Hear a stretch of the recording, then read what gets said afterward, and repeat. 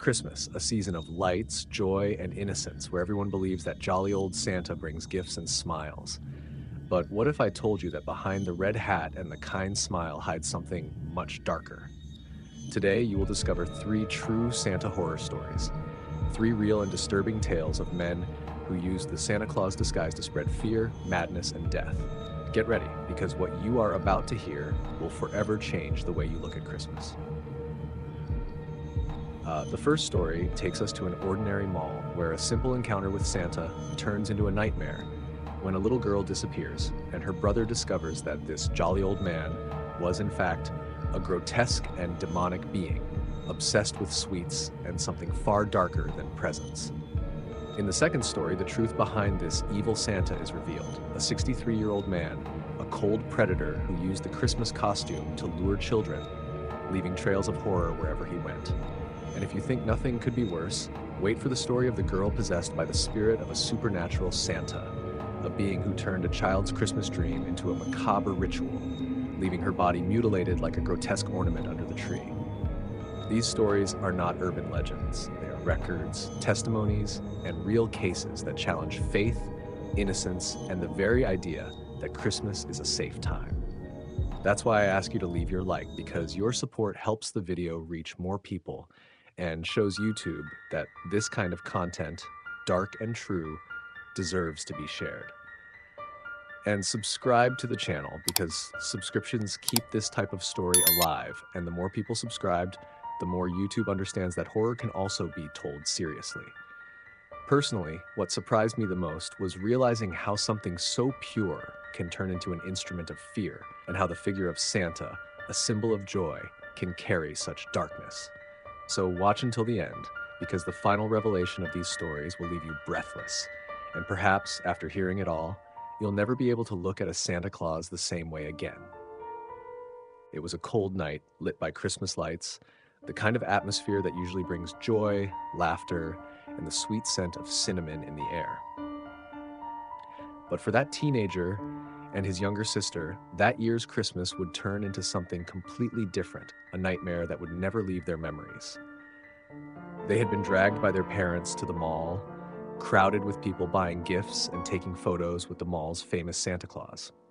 The sister, even though she no longer believed in old stories, insisted on seeing him, saying she found the idea of an old white-bearded man handing out presents funny. The brother, bored and impatient, eventually gave in. The line was long, the decorations over the top, an artificial North Pole scene with fake snow, plastic reindeer, and a red cabin in the center, where the jolly old man received the children. Time passed slowly until the teenager felt the urgent need to use the bathroom. He asked his sister to wait in line and promised to return quickly, but when he came back, the girl was gone. He looked around, waited a few minutes, watching people enter and leave the cabin, but she didn't appear. A cold unease ran down his spine. He tried talking to the helpers dressed as elves, begged to enter and search for his sister, but was ignored with fake smiles and cold responses. Desperate, he rejoined the line, each minute feeling like a century. When his turn finally came, a rancid smell and an unusual cold hit him as he stepped into the cabin. The place was dark, barely lit by flickering red and green lights. There, sitting in a tattered armchair, was the most grotesque Santa he had ever seen. He was thin, pale, with deep, dark circles under his eyes, and a crooked smile too twisted to seem human. His empty gaze seemed to pierce the soul. The boy asked about his sister, describing her with a trembling voice, but the man only laughed dryly, inviting him to sit and choose a gift from 3 boxes: a blue one, a green one, and a red one. He said that if the boy helped him with his work, choosing the right gift, he would help him find his sister. The teenager, suspicious, refused to touch the boxes, but the fake Santa insisted, his voice growing increasingly aggressive, almost demonic, until, under pressure, he chose the red one. When the man opened the box, the boy saw dozens of brightly colored candy canes, seemingly harmless. The man told him to pick the largest and eat it, laughing grotesquely, as if hiding something terrible. Hesitant, the boy put his hand in the box, but what he touched did not feel like candy. It was wet, sticky, and horrifying. He recoiled in shock, and when he looked again, he saw Santa's face deforming, his eyes sinking, his jaw opening beyond normal, revealing dark, sharp teeth. A monstrous laugh echoed through the small space as he lunged at the boy, grabbing his face and whispering, "Merry Christmas, and don't forget to eat the sweets." Driven by pure instinct, the boy managed to break free and ran out of the cabin. There, on the floor near the wall, he found his sister huddled, trembling with a candy cane in her hands. He grabbed her and threw the candy away, seeing dark stains on its surface, as if blood had been mixed with the sugar. He dragged her away from that place until they reunited with their parents. The police were called, and within minutes, the mall Santa was handcuffed in front of everyone, revealed to be a 63-year-old man from Arkansas, wanted for previous crimes. Inside the cabin, they found contaminated candies, children's hair remnants, and suspicious stains on fabric used as gift bags. The case made headlines as the Candy Santa, and the man was sentenced to a punishment that could last centuries. But for that boy, no prison could erase the horror of having seen a demon's face hidden behind a white beard and a fake smile. Since then, every time he hears Christmas bells or smells mint, a cold memory overwhelms him. The memory of the day he discovered that even Christmas can have its own hell. When the sirens echoed through the mall parking lot, illuminating the artificial snow with red and blue lights, no one there could have imagined the true horror hiding behind that red Santa costume. The man everyone had seen smiling in photos, hugging children, and handing out sweets was in fact a disguised predator, a being whose Christmas mask concealed decades of darkness. He was called the Candy Cane Santa, and his real name, when finally revealed, sounded so ordinary that it made the terror feel even more real. He was 63 years old, from Arkansas, a former mall employee who, after being fired years earlier for inappropriate behavior, disappeared without a trace. Since then, he wandered from town to town, appearing every December, always offering to bring joy to children. No one knew that behind each fake smile lay a history of disappearances, erased records, and inconclusive investigations. The boy and his sister, the latest victims to cross his path, were just two more names in a long list of innocents who had sat on the lap of the fake Santa and received from him a candy cane, contaminated with substances that numbed and confused the mind. Inside the cabin, when the police entered, the scene was nightmare-worthy. The smell of mold and dried blood mixed with the cloying scent of mint. Reindeer and elf dolls were covered in dark splatters, and behind the red throne, they found boxes full of sweets, each cataloged with a child's name. There was also a small hidden camera pointed at the spot where the children sat for photos, recording every moment of terror, every innocent look unaware of what awaited them. The man was arrested without resistance, only laughing stridently, repeating the same phrase as he was led away. "Children love my sweets. They always come back for more." The sound echoed in the officers' minds like a sickening chant. Investigations revealed something even more sinister. The Candy Cane Santa had a habit of dipping the sweets in a mixture made with his own blood and hallucinogenic substances, believing that by doing so, he sealed a pact that would keep him young while the children fell ill or disappeared. Authorities found records of similar cases in other states, all filed as isolated incidents. He had exploited the Christmas spirit, the blind trust families placed in that mythical figure, to spread his silent terror for years. When the trial took place, the courtroom fell silent as the boy testified. His voice trembled, not from fear of the man, but from the memory of his sister's gaze as she ate the candy cane stained red, smiling, unaware of the danger. Even with the monster locked behind bars, the trauma was never imprisoned. At night, the boy, now a marked teenager, still woke in cold sweats, hearing muffled laughter and tasting the metallic hint of mint in the air. His sister never touched Christmas sweets again, and every time she saw a candy cane hanging on a tree, her eyes welled up, as if reliving the icy touch of that cursed night. The man received the maximum sentence, something between 18 days and 1,587 years, a legal irony that sounded more like a macabre joke. But in the minds of the victims, the sentence was eternal. His name was forgotten, erased from records, but his legend endured. In abandoned malls and alleys where Christmas lights never reach, they say you can sometimes hear the jingling of bells and the sound of plastic being unwrapped, the sound of a candy cane being opened. And those who swear they've heard it also claim to have smelled the sweet scent of mint mixed with something rotten, as if the spirit of the candy cane Santa still roams among the shadows, waiting for the next Christmas, when another innocent child will hear the same voice whispering in the dark, "Choose the red sweet, it tastes like true Christmas." That Christmas, the family's home looked like it had been lifted straight from a holiday card. Twinkling lights in the windows, wreaths carefully hung, and the sweet aroma of freshly baked cookies filling the air. Everything was perfectly prepared for the arrival of the big day, except for one dark detail that no one could have predicted.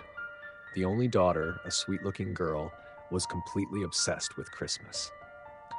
It was as if she lived and breathed for that day alone, counting down the days, dreaming of gifts, and quietly singing Christmas carols in a disturbingly monotone voice.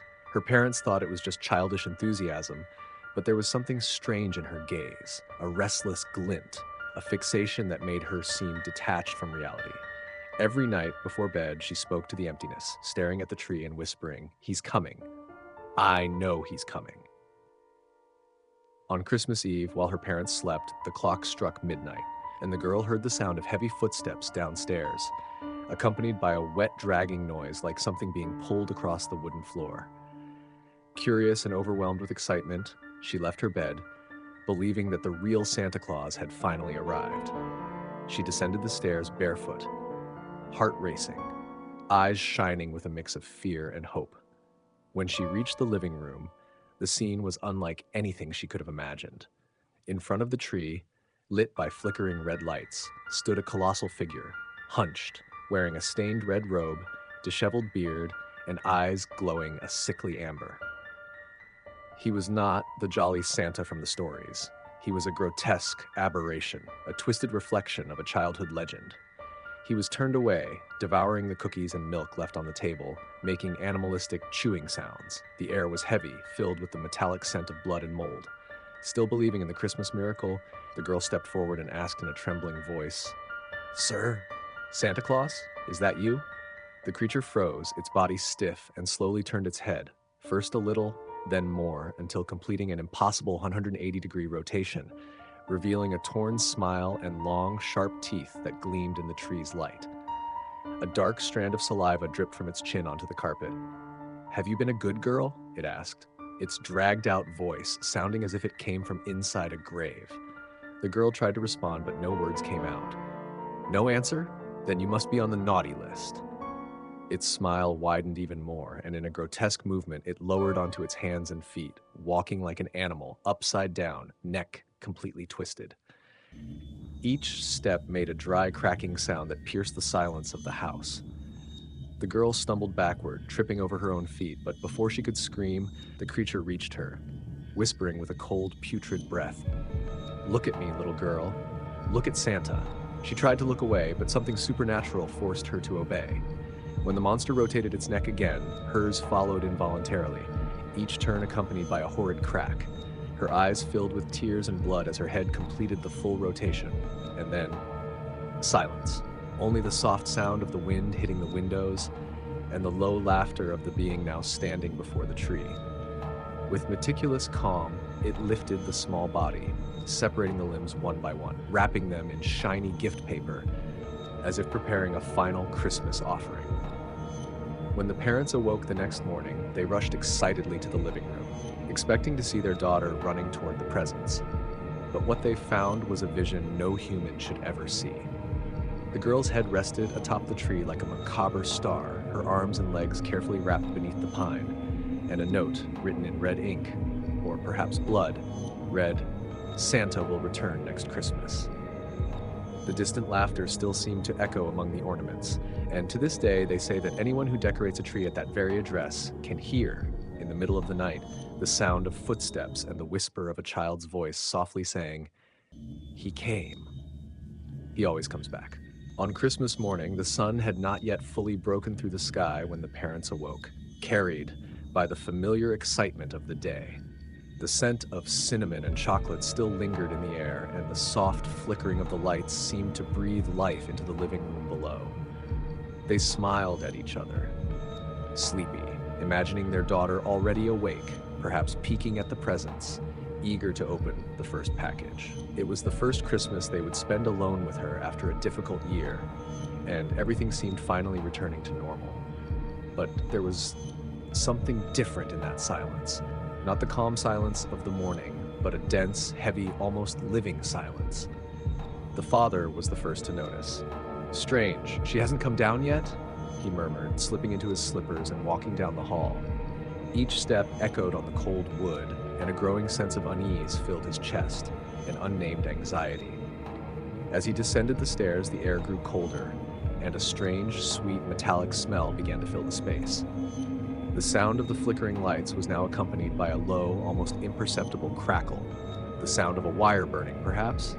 But no, it was something more organic, wetter. When he turned toward the living room, the world seemed to stop. The tree was lit, glowing with a reddish light that reflected off something different. At the top, where the golden star had once been, there was something that made his stomach churn. His daughter's head, perfectly positioned, her glassy eyes fixed on him, her mouth slightly open as if trying to scream silently. Her hair, carefully combed, intertwined with the green branches, and small drops of blood dripped slowly onto the red and gold ornaments, staining them a dark, viscous shade. Her body was not in sight, but under the tree lay several packages, large wrappings covered with the same paper used the night before. The mother came down shortly after, calling their daughter's name in a cheerful tone, until she saw her husband frozen in front of the tree. "What is it?" she asked, following his gaze. The scream that escaped her was not human. It was primal, torn, the sound of a soul being split in two. She ran to the packages, tearing them open one by one, and there were the remains of their daughter, carefully arranged as if someone had devoted time and pleasure to this grotesque scene. Each part was wrapped with red ribbons, and over the girl's chest, folded like a card, lay a small note. The paper was old and yellowed, but the handwriting was firm, almost childlike. "Santa will return next Christmas." The father took the note with trembling hands, smelling the metallic scent of blood mixed with ink. Cold seemed to spread through the walls, and the sound of the wind outside intensified, beating against the windows as if something wanted to enter. The mother sobbed, repeating their daughter's name, trying to wake her, as if the scene could simply be undone. But the nightmare was awake, and the entire house seemed overtaken by it. The tree lights began to flicker irregularly, green, red, until they all went out at once. The father ran to the circuit breaker, but before he could reach it, a soft sound cut through the air, the jingling of bells. Slowly, from the fireplace, came the faint drag of boots, accompanied by a muffled, hoarse laugh that seemed to come from every corner at once. The father froze, the note still in his hand, and swore he saw a large, hunched shadow move behind the tree, the outline of a red hat and a pale face with eyes glowing in the dark. When the lights finally returned, the shadow had vanished, but the note was different. Now the words, "Santa will return next Christmas," had been completed with a new phrase, written in fresh blood, and this time he wants you. Since that night, the house has been abandoned, but neighbors swear that every December 25th, the lights of the old residence turn on by themselves, and a red glow pulses in the window, as if a tree is still standing inside, with something at the top watching, smiling, waiting for the next Christmas. The snow fell thick and silent, covering the narrow road that cut through the forest like a deceptive white sheet of purity. The wind hissed through the bare branches, and the heavy gray sky seemed to press down on the world. It was the kind of night where the cold seeped into your bones, where the silence seemed to watch, and where every shadow hid something lurking. A college student, exhausted after a hellish semester, was heading home for winter break. Traffic had come to a complete standstill on the highway due to an accident, and, impatient, he decided to take a shortcut through the forest, an old dirt trail that, according to local tales, led directly to the neighboring town. It was a decision he would bitterly regret. As he drove, the road became increasingly narrow, swallowed by trees. Cell signal disappeared, and the sound of tires crunching through the snow was the only noise breaking the absolute silence. Suddenly, something appeared in the middle of the road, a hunched figure covered in a dirty, torn red cloak. The student slammed on the brakes, heart racing. In the dim light of the headlights, he saw that it was a man, or something resembling one, dressed as Santa Claus. The face was covered by a matted, yellowed beard, the deep-set eyes shining with a cold madness. He held an old bell in one hand and a wooden stick in the other. When the young man cracked the window, the figure spoke in a hoarse, dragging voice, "Christmas toll, $1 to pass." The student laughed, thinking it was a joke, perhaps some drunk local. "Sorry, friend, I don't have cash," he replied, trying to stay calm. The old Santa tilted his head, the bell jingling faintly. "No dollar, no passing." The tone was low, but there was something threatening behind the words, something that made the air feel colder. The student shifted gears and swerved, speeding past, throwing snow over the old man. In the rearview mirror, he saw the figure standing upright in the middle of the road, motionless, just watching. He thought he heard the jingling again, this time sounding closer, as if inside the car. The road led him into a denser part of the forest, and while trying to take a turn, the car skidded and crashed into a tree. The impact was strong, but he emerged unscathed. The engine, however, died. Heavy silence returned. He tried starting the car several times, but nothing. When he finally looked outside, he saw footprints slowly forming in the snow, footprints coming toward the car, one after another, as if someone were walking without hurry, invisible, until stopping by the window. A wave of irrational panic hit him. "Who's there?" he shouted, but the only sound was the echo of his own voice. The window fogged up, and suddenly, a dirty hand, covered in wounds and grime, pressed against the glass, leaving a reddish mark. On the other side, the old Santa smiled, showing blackened teeth. "I said you needed to pay the toll?" The student screamed, trying to unbuckle his seatbelt, but the door was ripped off with impossible force. The old man pulled him out and dragged him through the snow to an old wooden cabin hidden among the trees. The Santa Claus cabin, as locals called it, but no one dared to visit. Inside, the smell was unbearable. Rot, mold, and something worse, burnt flesh. The walls were covered with Christmas clippings, children's posters, and mounted deer heads that on closer inspection did not look like deer at all, but human heads disguised. The old man tied the student to a chair, softly singing a twisted Christmas carol, replacing the words with murmurs about the naughty list. "You should have paid your $1, he said between laughs, sharpening an old knife. The student begged, promising money, but it was too late. Outside, the sound of the wind mingled with the crackle of fire and muffled screams that soon ceased. Days later, when the police found the cabin, they discovered only a cold fire pit, charred bones, and on the table, an old dollar stained with blood, the words written in charcoal, "Toll paid." No one has used that road since, but drivers passing nearby swear that on Christmas nights they can hear the distant jingling of bells and a hoarse voice asking, $1. Just $1 to pass. The following winter arrived darker than the last. Reports of disappearances in the region had become routine, and among the university students, the name Dirty Santa was no longer just a story told in jest. It was a whispered legend in the hallways, a warning wrapped in fear. The young man who had survived his first encounter with that cursed being was never the same again. His eyes, once lively, had become hollow, and his nights, long and sleepless, filled with whispers and bells that seemed to ring just outside his window. He tried to convince himself that it had all been a delirium, a nightmare born from trauma, but deep down, he knew that the old man with the filthy beard and rotten smile was still out there, waiting for another name to add to his naughty list. One day, leaving campus, he ran into his best friend, Ethan, who laughed at the stories, calling him paranoid. "You need to stop watching this Christmas crap. Man, Killer Santa? Seriously?" he mocked, lighting a cigarette.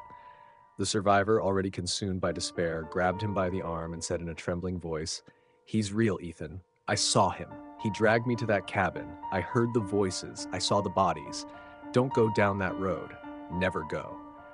Ethan just laughed, promising he would go there on purpose, just to prove that Dirty Santa is nothing but a drunk's tale. That same night, a heavy snowstorm fell over the forest. Driven by stubbornness and youthful bravado, Ethan took his car and entered the frozen trail. The radio cut out and the headlights barely illuminated 2 meters ahead. Still, he drove on, laughing, telling himself he would prove there was nothing there. Then the headlights caught something in the middle of the road, an old bell hanging from a branch, swaying in the wind. He stopped the car and stepped out, curious. In the snow were footprints, large, heavy, fresh. Before he could react, he heard a dry crack behind him and the sound of something metallic being dragged. "Christmas toll," said a hoarse voice. The rest was silence. Days passed with no news. The survivor's friend never showed up for the holidays, did not answer calls, nor return to the dormitory. The police considered him just another disappearance among many. But the survivor knew. He felt it. And when, consumed by a mix of guilt and rage, he decided to return to that forest, the world seemed to freeze around him. The road led him back to the old cabin. The windows were covered with ice, and the door, slightly ajar, creaked in the wind. The smell of rot was the same, dense, suffocating, almost sweet. He entered slowly, illuminating the interior with a flashlight. The walls were still covered with Christmas clippings and mounted heads, but now there was something different. A new piece at the center of the macabre altar. When the flashlight's beam reached it, his stomach turned. Among the mounted heads, between the deer carcasses, was Ethan's head, frozen in a grin, eyes wide open, staring at nothing. The skin had been stitched at the edges, as if someone had taken care to prepare it for display. Above it, hanging on a nail, a note written in dried blood read, "You didn't pay the toll." Behind him, something moved. The bell jingled. The student slowly turned and saw the silhouette, the same old man, the same filthy red cloak, the same rotted smile. "I told you I would return," murmured the old man as the wind snuffed out the flashlight. The young man stumbled backward, the bone-covered floor cracking beneath his feet. The dirty Santa's laughter echoed, low and hoarse, mixed with the sound of bells and heavy steps approaching. The door slammed shut behind him, trapping him in darkness. The only thing heard afterward was the constant jingling of bells and the sound of a knife being dragged across the floor. When the police finally returned to the cabin months later, they found only the note on the table, with a new phrase added beneath the dried blood. "The toll will always be collected."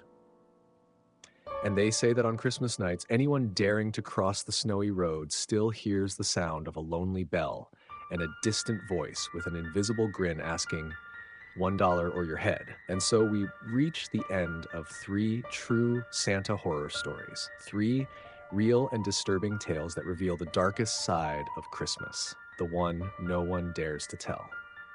If you've made it this far, it's because you have the courage to face the terror behind the sparkle of the lights and the innocent sound of Christmas bells. But before you go, I need your support. If you enjoyed this video and want to see more frightening stories like these, leave a like. It helps the video reach more people and shows YouTube that this content is worth recommending. And of course, subscribe to the channel so you don't miss any new episodes, because there are still many dark stories waiting, ready to keep you awake on the coldest nights. Now, if you want to support the channel even more and help keep this kind of content alive, consider sending a super thanks. Every contribution makes a huge difference and allows me to continue bringing even more intense and chilling stories. But if you can't support financially, that's okay. Leave a comment telling me what you thought of these stories, which ones scared you the most, and whether you believe these events could really have happened. Your opinion is the fuel that helps this channel grow. And before you leave, don't go just yet.